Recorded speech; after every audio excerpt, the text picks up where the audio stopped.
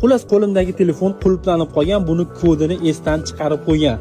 Hozir shuni sizlarga tekinga ochishni o'rgataman. Bu qulflangan telefonning ekranini kamida 100 ming, 200 ming ochishadi. Men sizlarga bekorga o'rgatib qo'yaman. Qaranglar, boshladik. Bir dona like, podpiska bosib qo'yish esdan chiqmasin. Eng qiziqarli videolar faqatgina usti ikkita bo'ladi. Diqqat bilan qaranglar. Xullas, pastki knopka bilan o'chirish knopkasini bosib turaman. Bosib turishimizga telefon o'chadi. Qo'yib yuboramiz va yoqish bilan teva knopkani bosamiz. Bosib turganimizda telefon yonadi va yoqish knopkasini qo'yib yuboramiz. Teva knopkani o'zini bosib turamiz va bizga menu beradi. Ko'rsanglar, Wipe data yopishamiz va Wipe all data qilib, confirm qilib telefonni qaytadan rebotga beramiz.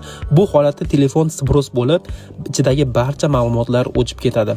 Shu o'rinda Google account bo'lishi mumkin. Google account bo'lsa ochib bo'lmaydi.